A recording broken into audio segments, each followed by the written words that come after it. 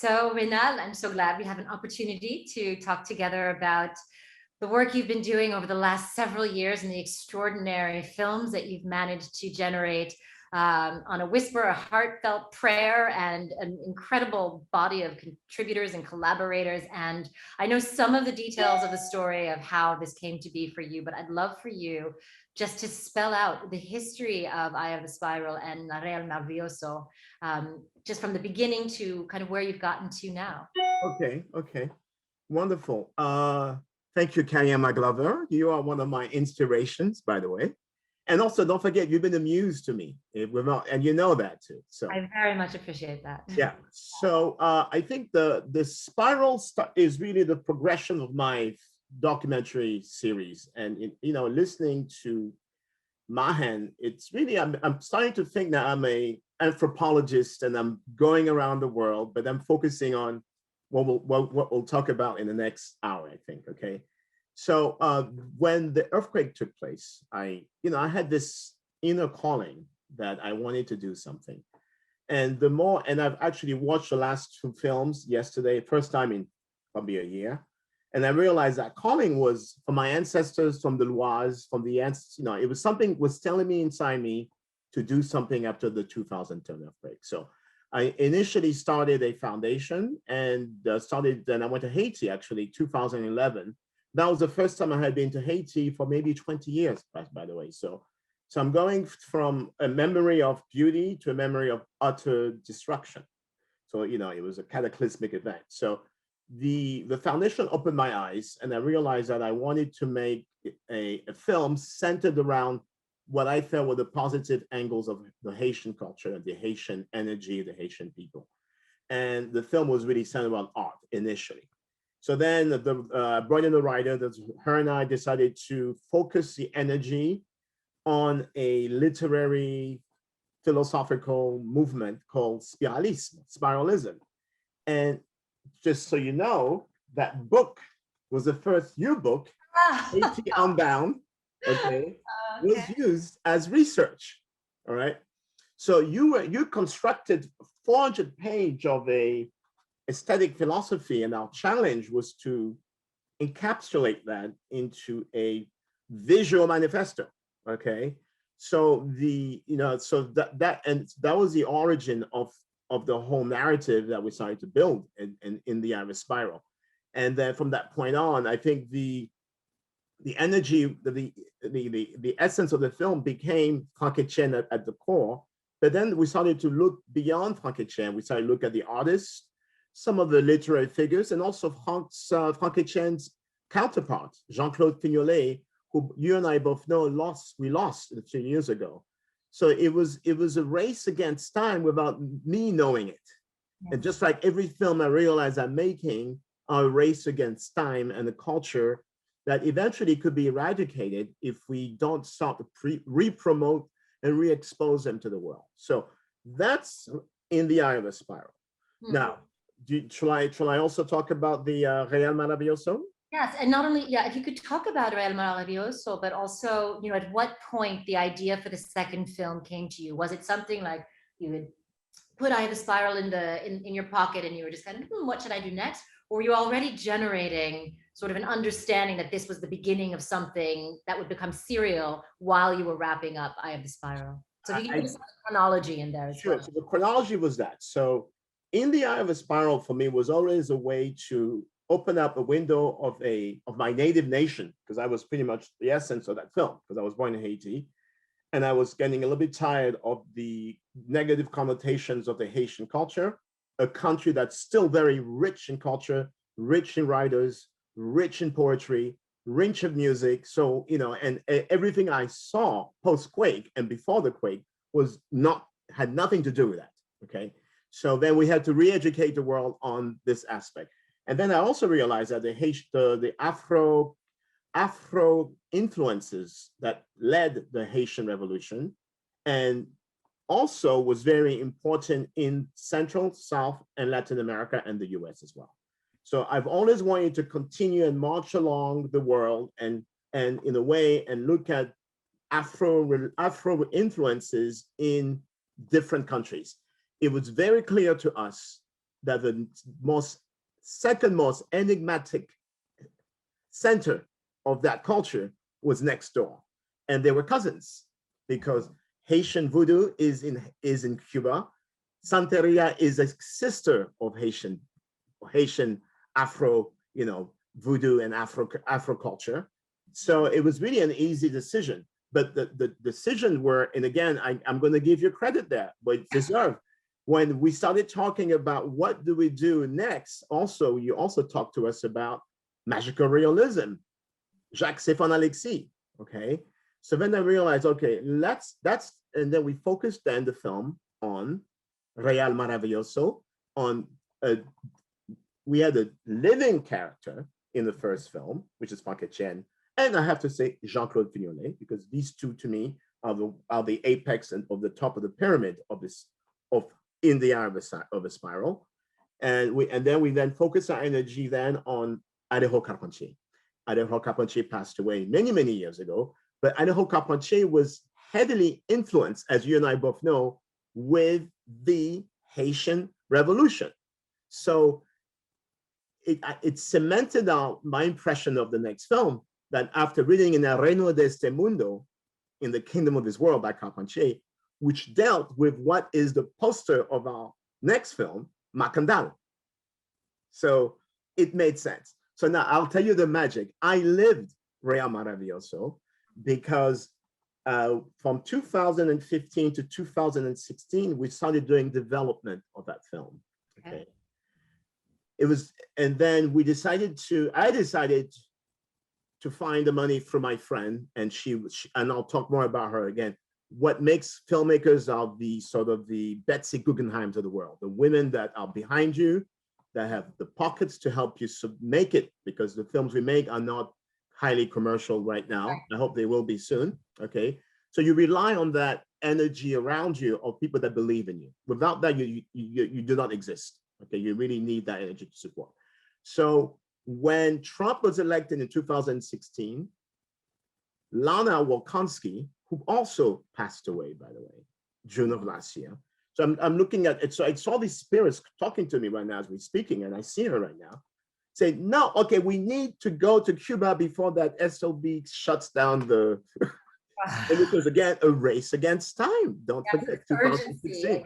There was an urgency. So we have the urgency of the earthquake, thinking that a lot of these big guys were going to leave us after the earthquake because they were still traumatized by the quake. That's Haiti. So we dealt with a 250,000 death there.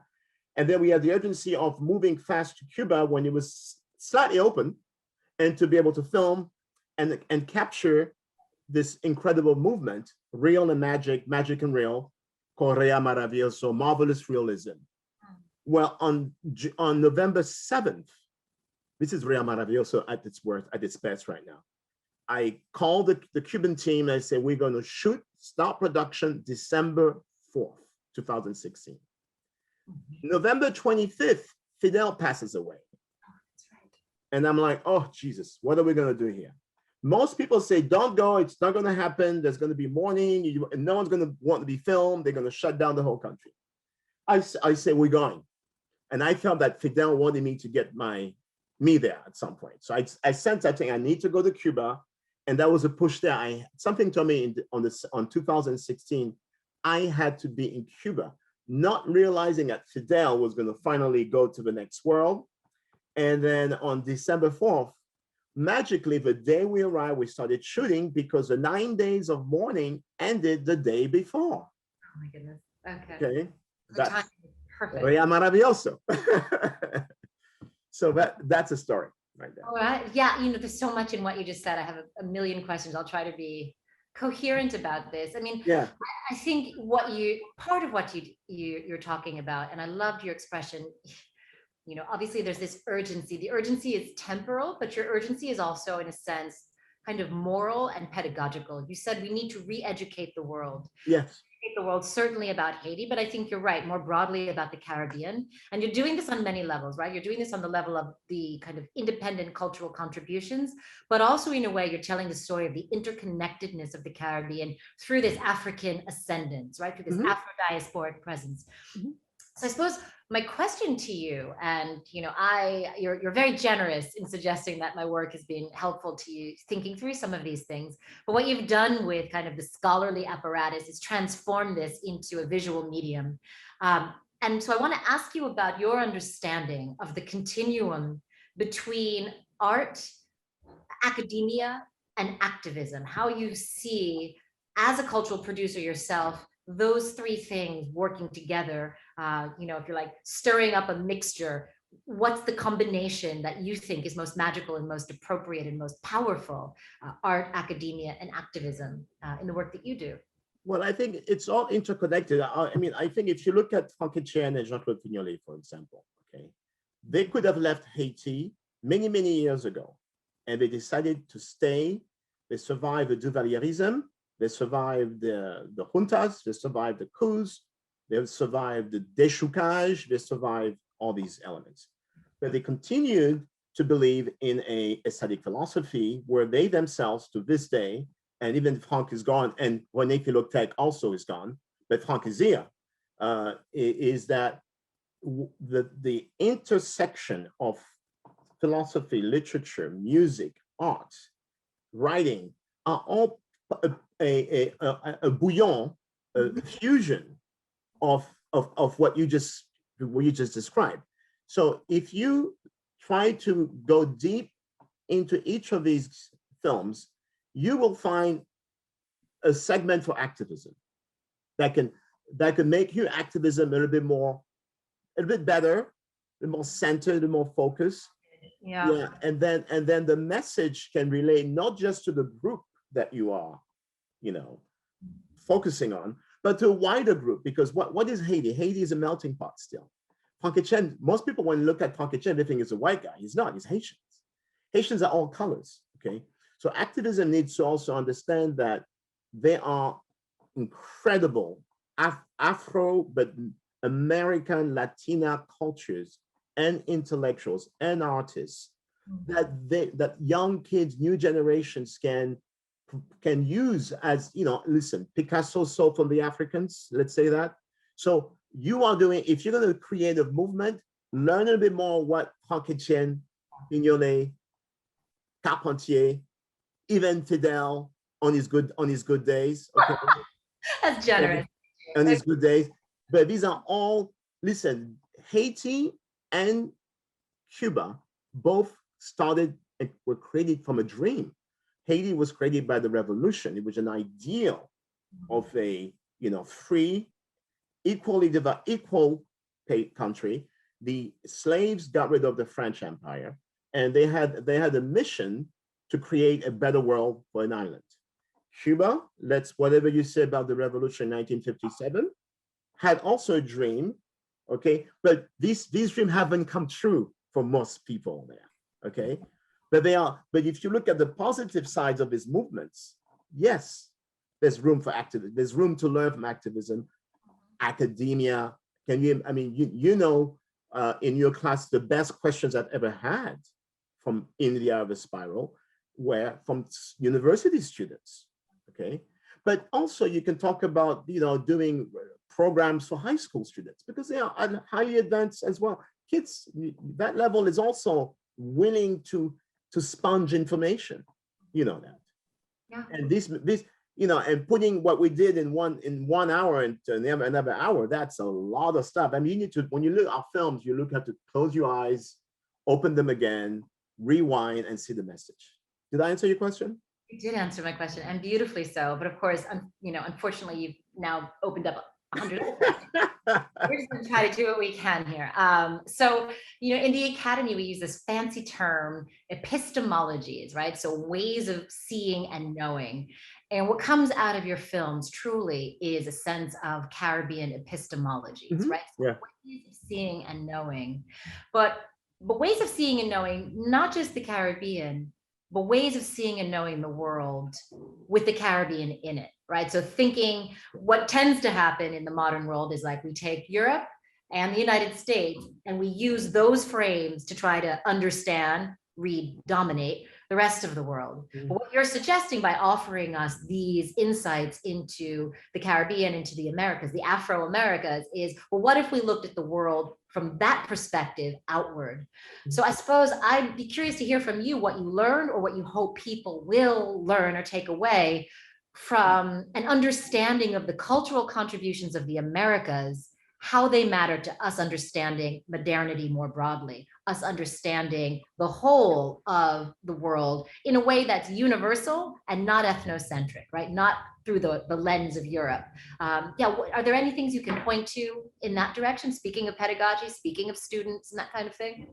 Yeah, I think, one of the things that, when I landed in Haiti to start filming that first film, In the Air of a Spiral, I went to Frank Etienne's house in Delma, okay, and that was 2012. That was about a year and a half from the earthquake, probably 2 years. Is it 2 years? Yeah. And the energy was still raw. So we drove into his compound. Everything around him was destruction still after a year and a half, which is a year and a half of moulin, which is mill of hot wind, and the repetitive errors, even with the billions that were allegedly sent to that country. Let's cross our fingers where that went. But I asked Frank, I said, where do you see this film in the bigger picture, looking outside? Mm-hmm. He says, Raynald, we are right now at the extreme level of the chaos that we live. But I guarantee you that when the chaos unravels around the world, people will need to start watching what we've learned from our own interpretation of analyzing that chaos.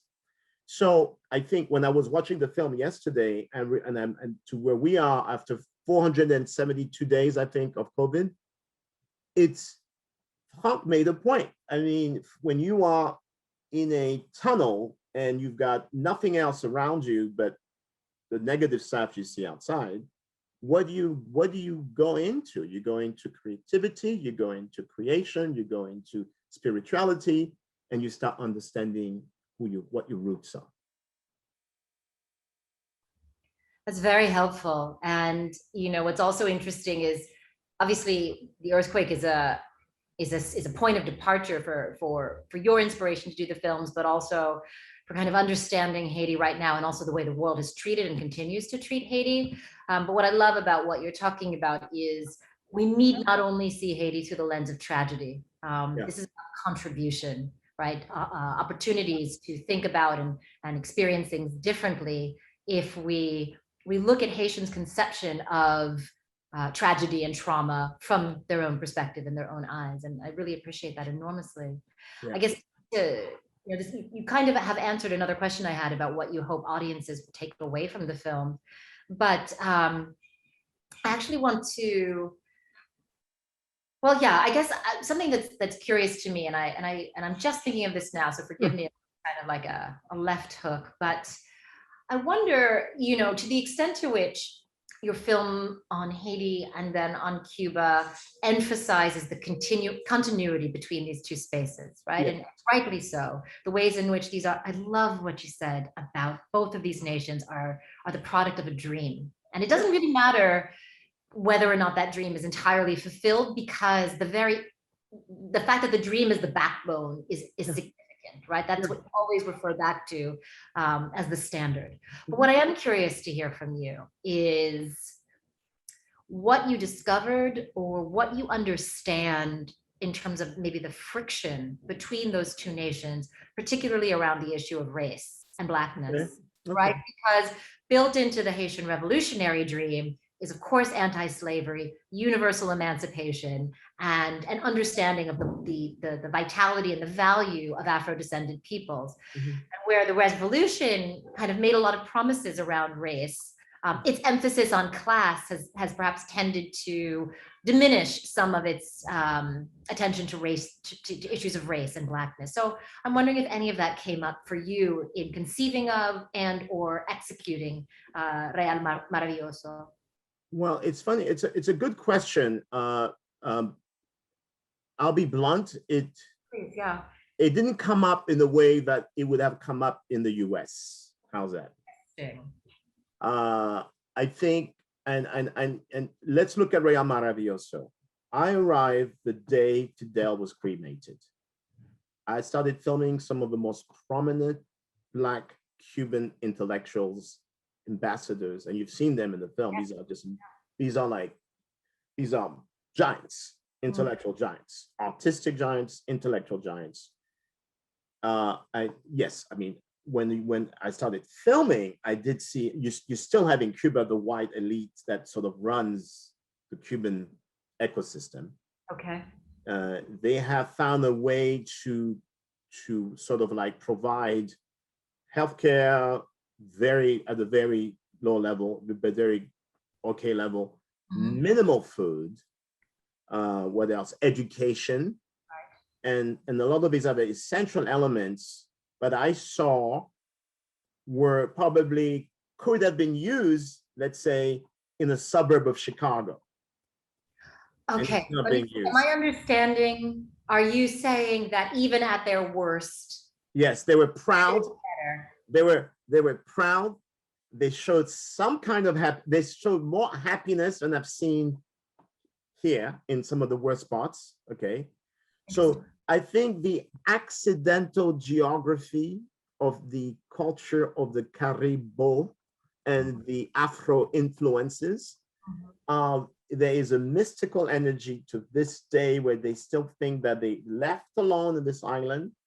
They had to do what they had to do to survive. They very rarely complained. They just march and move forward. Okay. Now it's a failed dream, because when I see them, I wish they were in a better place, all of them. Okay. In both countries, by the way, both countries. You know. So I see more hope in was because the dream, that's what the Real Maravilloso is about. It's the emotion for them, regardless of how much they have in the house, they're still dreaming of something better for them. They haven't given up. That's what I'm saying. Okay. Yeah. Okay.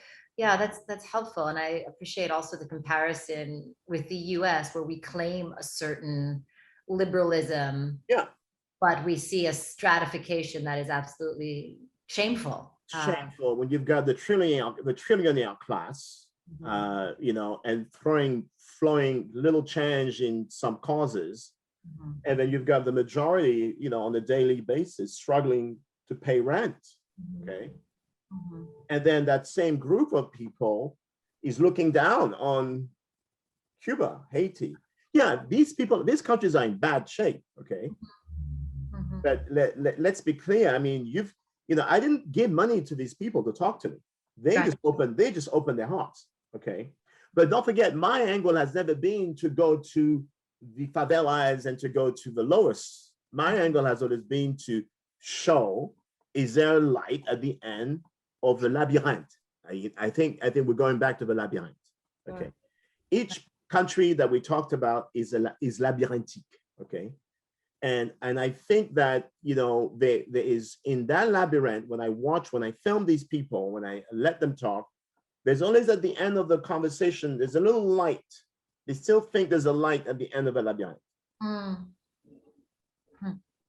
Now I'm hoping to see the same thing with my next films, but I think I will. But I think that sauce is, a lot of them are very deep into their religiosity, into their culture, into their pride of that dream still. The fact that I give you, for example, Fatima Patterson, the beautiful woman you saw in my film with the shaved head, she runs an incredible theater in Santiago where she only performs Afro-Cuban theater, Afro-Cuban ballet. It's a fantastic. But you know who gave her that theater? Fidel. Yeah. So, there's, as they say in Haiti, le bien et le mal, the good and bad is like this. They coexist. It coexists. Il existe partout. Yeah. So then, would you say that your experience of both places left you with a sense of optimism and possibility? Is that Yeah, but but what I see on TV, so on Haiti is even more I would say sad and disappointing, because it's like they're not listening to their elders. They're not listening to these people. That, at the same time, if we were able to show that film to all the Haitians, I would think that there could be a good chunk of people who would come back out of the theater and start thinking about ways to improve, as you said, activism, art, realism, hyperrealism, Afro-surrealism, their country. Absolutely. But they don't see that. I mean, we live now in a world where, it's run by algorithms. So toi et moi, you and I, are in a race against time, because our cultures are about to be eradicated or rewritten. Or you've got, to me, the worst kind of revisionism going on right now, and it. I think that's something, there's a number of things that you brought up here, one of which is, this question of audience. This whole time I've sort of been thinking, when, I started off with the comment you made, re-educate the world. And I was thinking, oh yes, these films need to re-educate the North Atlantic, need to re-educate, white Americans, Europeans, people outside of Haiti. But what you're suggesting, or what you've just noted, and I think that's important as well, is that Haitians themselves, Cubans themselves, Cubans and Haitians in Cuba and in Haiti, but also in diaspora, Yes. might learn a few things about their own cultural patrimony that could serve them well in the present moment. So I don't know if you want to, you don't have to, but if you want to say anything about that dimension of your audiences, right? So the folks here at BAM, who are situated in a North Atlantic space in the context of this cultural exploration through the festival, but have you had the opportunity to engage local audiences in either Haiti or Cuba, or communities, Haitian and Cuban diasporic communities here in the U.S.? Yeah, I think, well, before the earthquake, maybe no, not before the earthquake, before the pandemic earthquake. Yeah. Another cataclysmic event. Yeah. One of the, I think I mentioned that to you, one of the most, I wish I had more invitation. One of the most inspiring thing for me is to be allowed to speak at universities, at high schools, and an assembly of groups. So right now, I'm willing to give a lot of my time to expose my knowledge to that, not just Black Haitians, Latinos, Black Americans, kids from Brooklyn, kids from, incredible areas of the world, of the US. So yeah, but I think I don't have that luxury, because I don't have access to the pool of people that can tell me right now, we need you for this. I think I'll need an agent at some point to help. Yeah. So the education takes time and money to explore, but I think we could do that, spread the world. Like, and at some point, I'd love to do something like Colombia with you on these two subjects. We need to talk about that later. Yeah. Off camera, but certainly, Columbia, NYU, New York obviously is a diasporic site. And this kind of this alternative means of pedagogy, right? Not outside the classroom, but through different lenses, makes absolute sense in these contexts. But let me ask you a question about about the challenges you faced. Oh. I know the list is long, and it doesn't. Let's take for granted that as a documentary filmmaker, the principal challenge is probably finances. Yes. But I want to ask you about maybe more other kinds of challenges, right? And I don't mean failures. I just mean things that maybe took more labor than you anticipated, took the intervention of the spirits to make happen, whatever it was.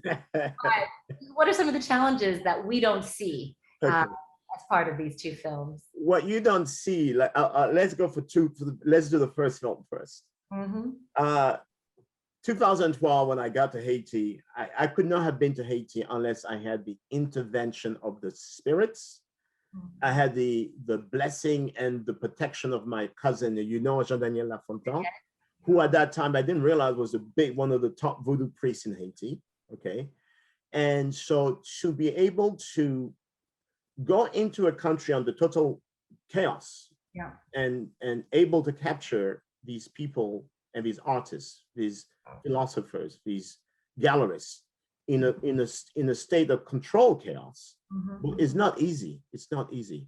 it was much harder in Haiti than it is when it was in Cuba. In Cuba, it's a more controlled state, you know that. So, in Cuba, I worked with La Sara, who was the widow of Santiago Alvarez, who was the documentarist of Fidel, and also another producer on the ground. His name is Ismael Podemo, who also left us. I mean, again, we are losing people, like, young too. He left us. So, but the bigger challenges I had in making a film like Haiti, for example, was trying to put all this in the editing room. Okay? Oh. It was not easy. It was not easy. I'm not going to go into details. It was not easy because don't forget, we're also taking a very complex philosophy and trying to bring it down to layman, without losing the audience. Okay, that's one thing. But also, it was not easy because of many other things I won't go into. Same with Cuba. Cuba was even more a challenge on the editing. I thought the editing was going to be easier for Cuba. But Cuba, I went for 3 editors. Wow. I'm not going to go into details about that, but it's never easy. Yeah. So when you start the film, you start with nothing, but the film is taking you over. Yes. So you become sort of bewitched by the energy of that film. And don't forget, the subjects we encountered are very powerful, mystical, mythological, subjects. And once in a while, you have to go back to the roots and the people on the ground to help you, guide you out of this labyrinth. Yes. Voilà. Well then, all right, let me peek behind the curtain a little bit more. So I'm getting that various challenge, creative, logistical, and otherwise, are part of making a film. Yes. Or either of these films, which have incredible breadth and complexity. So tell me about some of the things that maybe didn't make the final cut, that were still interesting and inspiring to you, but just didn't fit the narrative arc of the particular films, for example. You had me. I mean, I have to jot my memory on that, but I think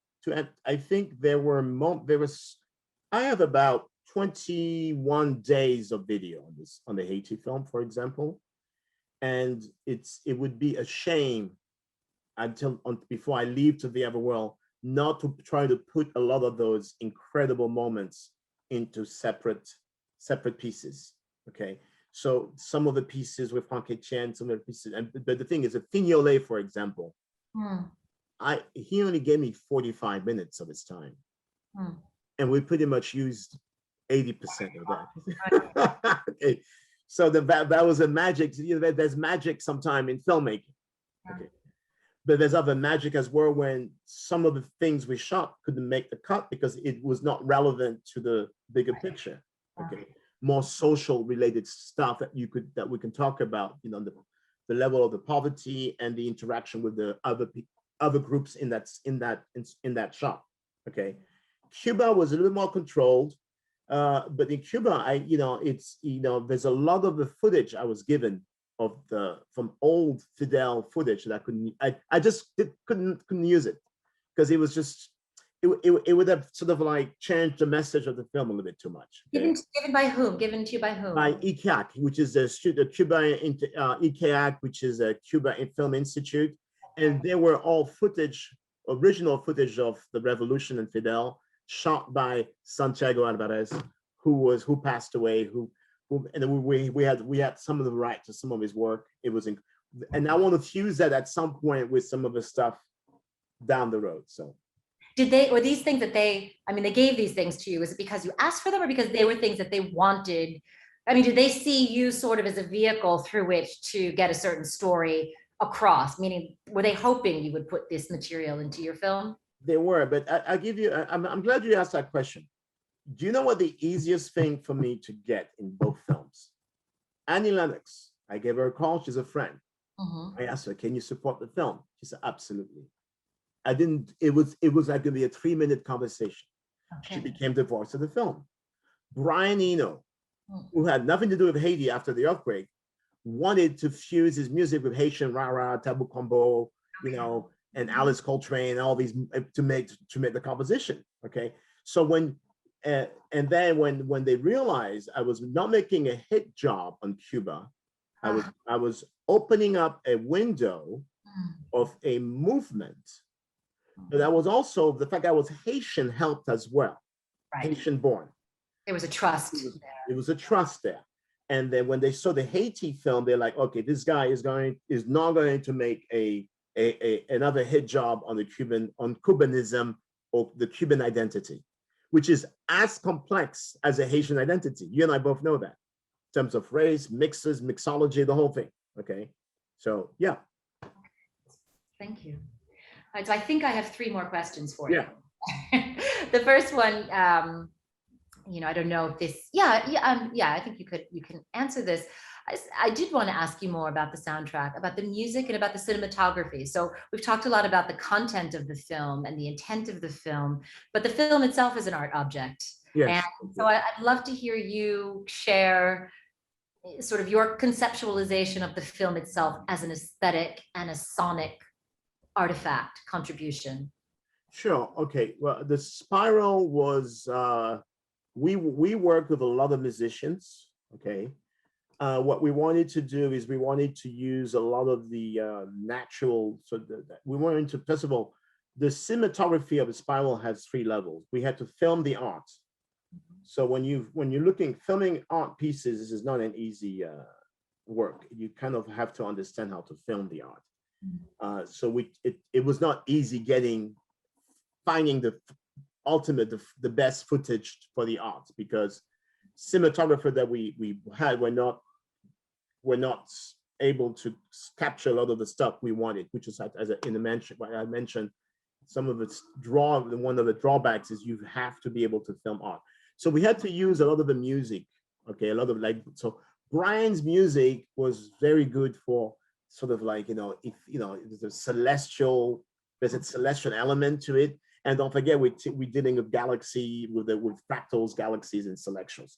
But then we had to go back to the roots. So we had to go back to the Haitian essence of Baha, and we had to go back to Haitian pop music, and also the beautiful voices of the Haitian cantatrices, from the 30s and the 20s, which was a beautiful time to be in Haiti. Okay, so you have to go back you have to go past, present, and future.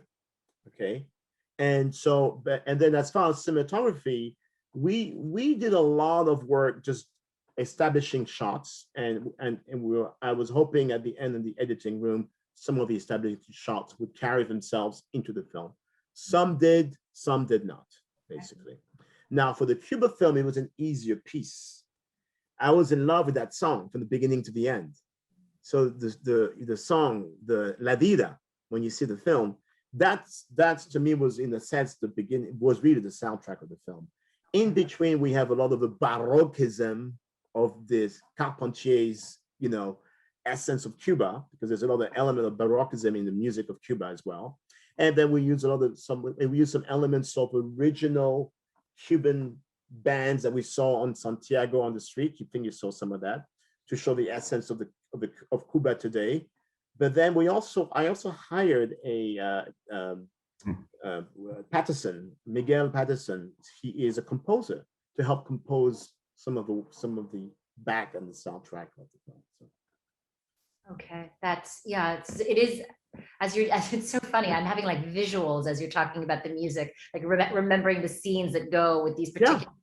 Yeah. But I'm glad you asked that question, because the music answered some of the questions you asked before. Haiti is not an island in the middle of nowhere. Haiti is part of the human condition. So on the Haitian film that we showed, you could put the Brian Eno, you could put an Alice Coltrane, you could put a Malian musician in there. You could put a Gustave Holst, a composer, in there, and still make a Haitian film. Yes. Because Haiti is a brassage of all of this, correct? When you go to Port Salut, you have blue-eyed kids running around from Polish ancestors. So I could have put a Polish polka in there if I wanted to. Okay. Absolutely. I love it. You see what I'm saying? Yes, very much so. So the point to a lot of for us to educate outside of this bubble people are in, is to let people know, open your eyes. Music is the language of love and life. correct? Years too, yeah. Doesn't matter what color you are, just put if you like the sound, put it in your film, it works. Yeah. I realize we sort of buried the lead here. I never asked you directly, and I'm going to ask this because I love hearing you talk about it. The spiral. How, can you say something to us about what the spiral does for you, did for you as a guiding thread through these films? Well, the spiral communicated with me before I even knew about making this film in many other forms. Okay.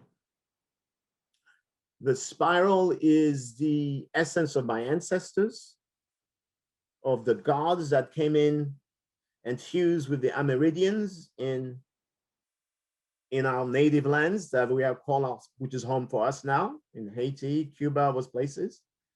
And the spiral, and from my understanding of it, is the daily life, the daily movements of, because we are mostly water anyway.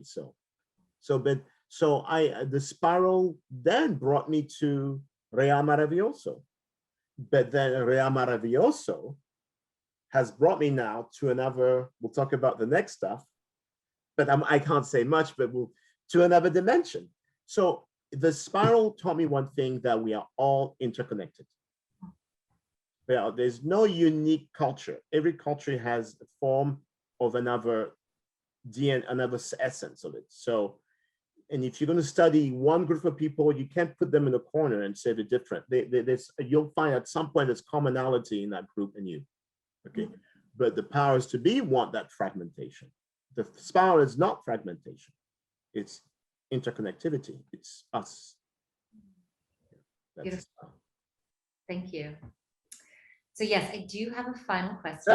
I know what the final question is. I know what it is, and I know that you're going to be really cagey and dodgy about it.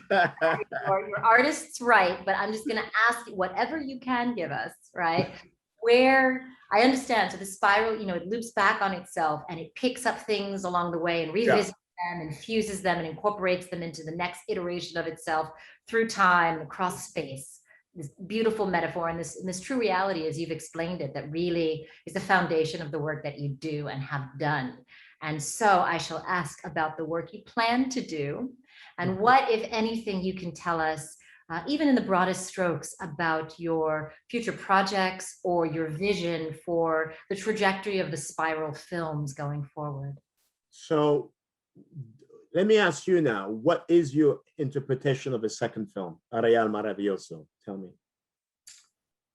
It's funny because that film, Marvelous Realism, yeah.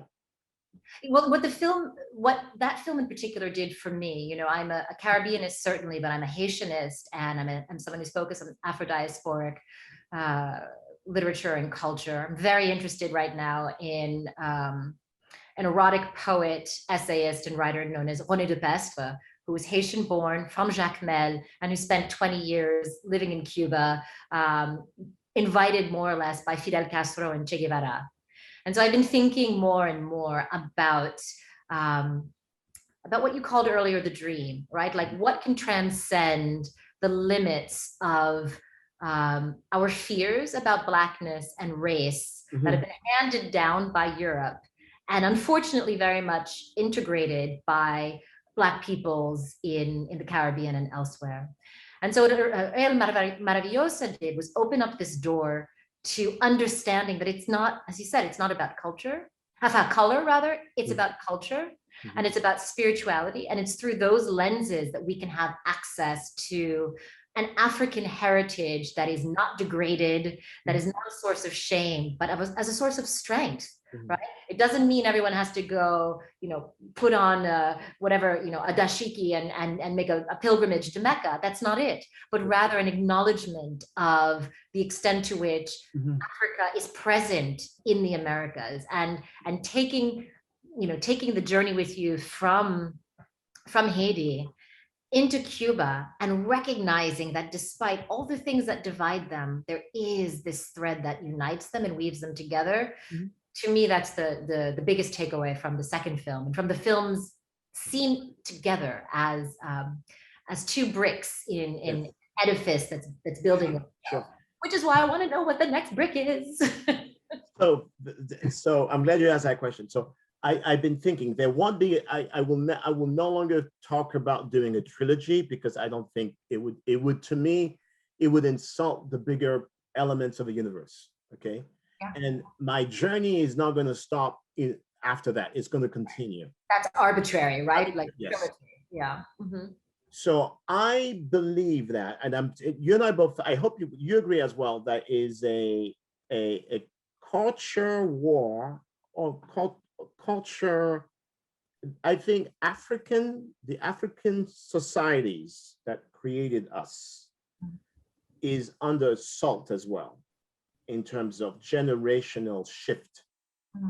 And if we, like, I captured the elders in Haiti, I captured the elders in Cuba. It is my duty now to spend a lot of focus on capturing the elders in Africa. Now, I'm not going to tell you that you and I know where I'm going, but I can't say that in public. Does it make sense? Yeah. So I have spent the last 4 months with probably 3 of the most incredible writers I've ever worked with in my life. Okay? And I am going to add another country to that. I'm also going to do something in Brazil, and Brazil needs us to. Bahia, Salvador, the story hasn't been told the way it should be told. And we're already deep in the narrative of that. So the question is, how do we get there when this lunatic is still turning his people away from getting, from helping them? So I'm hoping that the candomblé powers to be there will help us generate something so we can go there at some point hopefully before the end of the year. But time is all about the right time. And that's what I've learned in Haiti and Cuba. When the time comes, you get on that plane. Are you ready? And you do it. You get it done. Okay. But I'm also convinced that the enslavement of young Africans into this shifting of algorithms and paradigms and all these other Western thinking is sort of like we are about to lose what we're trying to get, which is a black box of our essence in Africa. And Africa is a huge continent. They are probably, I'll say something else. I'm looking at 2 very powerful, complex societies, okay? But they will stand alone, okay? And all I can say is now the progressions of my films will be more character driven, okay, as opposed to j'ai déjà tout fait dans ça, tous les grands, tu comprends? So now I'm going. You're like telling secrets to me in French, in a public recording. But so if I understand, you're going to be moving in a spiral, essentially. Your movement forward in time will involve going sort of backward in history to some of the sources, while also having an eye towards the next arc of the spiral, future forward. So is that fair to say? It's fair to say. It's also fair to say that I'm looking, so my next films now will look to provide answers but more clear answers to the people that want to get the answers on a better life. Well, that I can't because of the elders. The elders are they're the ones that are helping us to the end. But they're leaving us. So I'm trying to catch them as elders. I throughout this conversation, I'm so sensitive to your preoccupation with and your acknowledgement of, the fugitivity of time, and the fact that, at the same time that, yes, you need to be patient and wait for the right moment, what you're coming up against is the fact that, as an African proverb has tell us, a person dies, it's the death of a library to an extent. Yeah, right? Absolutely. There is a need to record and celebrate and honor certain folks who can help us to understand our present and our future. And that's the work that you've been doing, and clearly that you have your eye on doing ever forward. So yeah. Anyway, everything I do has past, present, future. So We have to, you can't just look at the future without understanding the past, correct? And looking at the present. Absolutely. Raynald, thank you so much Thank for you, sharing. Professor Diana. I mean, I know these films inside and out, and yet, you know, in this last 50 minutes, I've just learned new things and get to watch them again with some new information in my head and with even greater anticipation for part 3, let's say, in what is 3, 4, 5, 6, 7, 8, 9, 10, hopefully. until they put you in the ground, my friend. Basically, I'll be like Keith Richards going on stage, and I'll just take me out.